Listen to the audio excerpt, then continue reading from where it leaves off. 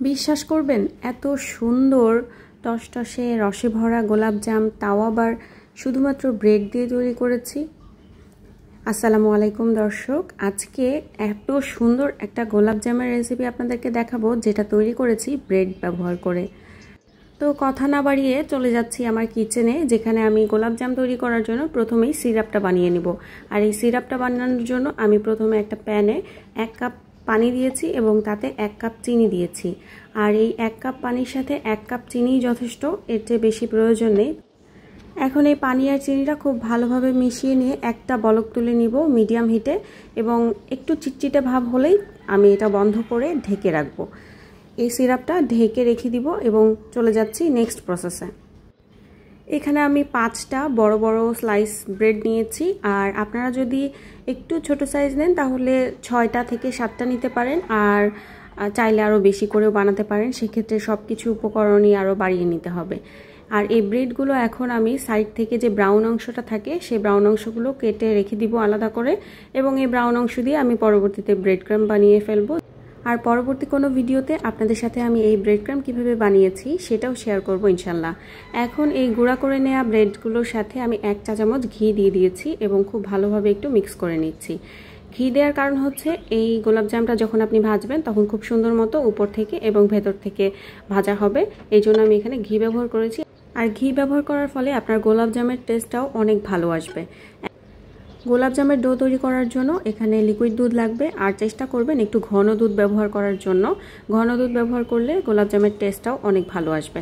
এখন এই ঘন দুধটা দিয়ে আমি একটা স্টিকি ডো তৈরি করব। অবশ্যই স্টিকি ডো তৈরি করতে হবে, আর ভয় পাওয়ার কিছুই নেই। এখানে হাতের সাথে লেগে গেলেও এই ডোটা কিন্তু অনেক ভালোভাবে আপনার গোলাপজামটা তৈরিতে সাহায্য করবে। আপনি যদি হার্ড করে বানান তাহলে কিন্তু গোলাপজামটা ভেতর থেকে শক্ত হবে।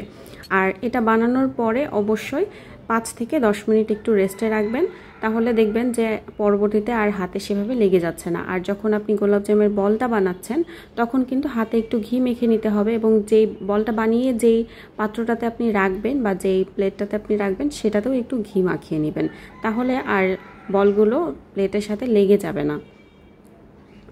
এখন এই বলগুলো আমি কিভাবে বানিয়ে নিচ্ছি দেখেন। অবশ্যই ডো তৈরি করার সময় বা বল তৈরি করার সময় পুরো প্রসেসটাই কিন্তু অনেক লাইটলি করতে হবে, অনেক সুন্দর মতো আলতো হাতে করতে হবে। খুব চেপে চেপে একদম ডলাডলি করে করার কিচ্ছু নাই, তবে স্মুথ একটা বল তৈরি করতে হবে ঠিক এই রকম। এখন এই বলগুলো ভাজার জন্য আমি প্যানে তেল দিয়ে দিয়েছি, আর আমার চুলার জালটা কিন্তু লোতে আছে। আর তেলটা কিন্তু খুব বেশি গরম করা যাবে না, তেলটা কিন্তু এখনও মোটামুটি ঠান্ডাই আছে, আপনি কিন্তু আঙুল চুবাতে পারবেন। এখন এই বলগুলো দেওয়ার আগে আমি হাতে আরও একবার সুন্দর মতো স্মুথ করে নিচ্ছি বলগুলো, কারণ বলগুলো যখন প্লেটে রেখেছিলাম তখন কিন্তু নিচ থেকে কিছুটা চ্যাপ্টা হয়ে গিয়েছিল। তো যতগুলো বল আছে আপনার সবগুলোই হাতে একটু সুন্দর মতো আরেকবার ঘুরিয়ে দিয়ে দিবেন। আর এই বলগুলো যখন আপনি তেলে দিবেন তারপরে কিন্তু আপনার বসে থাকলে চলবে না, আপনাকে অবশ্যই এই বলগুলো চামচ দিয়ে নাড়িয়ে দিতে হবে যাতে করে বলগুলো একটার সাথে একটা লেগে না যায় বা নিচ থেকে লেগে না যায়। ধীরে ধীরে এই কাজটা অবশ্যই ধৈর্যের সাথে করতে হবে, এবং বেশ সময় নিয়েই লো হিটে আপনাকে এই বলগুলো ভাজতে হবে। বেশ 5 থেকে 7 মিনিট পরে আমি বল একটা উঠিয়ে দেখাচ্ছি, এটা কিন্তু এখনও ভাজা হয়নি। আরও কিছুটা সময় পরে একেবারে লাল করে ভেজে নিয়েছি আমি, এবং এই বলগুলো এখন ভাজা হয়ে গিয়েছে। এবং গরম গরম যে মিষ্টির বলগুলো আছে সেটা কিন্তু এখন একদম গরম গরম সিরাপের ভিতর দিয়ে দিচ্ছি। সাথে 1 চা চামচ ঘি ব্যবহার করছি, খুব সুন্দর একটা ফ্লেভার আসবে এবং খেতেও ভালো লাগবে। এখানে চাইলে আপনারা এলাচ বা জাফরান যে কোনো কিছুই ব্যবহার করতে পারেন। শিরাটা যখন তৈরি করবেন তখন দিয়ে দিলেই হবে। এবং গোলাপজামের এই বলগুলো ভাজার পরে কিন্তু অবশ্যই আপনাকে মোটামুটি গরম শিরাতেই ডুবাতে হবে, কারণ গরম শিরাতে যদি না দেন অনেকেই বলে যে ঠান্ডা শিরাতে দিতে হবে, তখন কিন্তু চিনির শিরাটা খুব ভালো মতো সোক হয় না। আমি এটা বানানোর পরে এক্সপিরিয়েন্স করার পরে আপনাদের সাথে শেয়ার করছি। তো এখন দেখেন, এটা আমি ওভারনাইট রেখে দিয়েছিলাম, আপনারা চাইলে 2-3 ঘন্টা পরেও খেতে পারেন, কিন্তু সেটার টেস্ট অত একটা ভালো আসে না। এবং সারা রাত রাখার ফলে মিষ্টির ভেতরে শিরাটা যেমন ঢুকেছে এবং মিষ্টিটা এত সুন্দর সফট এবং এত সুন্দর হয়েছে, খেতেও আলহামদুলিল্লাহ অনেক মজা। আপনারা অবশ্যই এটা একবার বাসায় ট্রাই করবেন।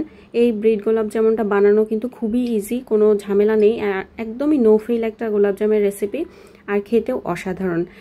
আমি সবসময় চেষ্টা করি আপনাদের সাথে অথেন্টিক রেসিপি শেয়ার করতে, আর এমন অথেন্টিক সব রেসিপি পেতে আমার পেজটা ফলো করে সাথেই থাকবেন। আল্লাহ হাফেজ।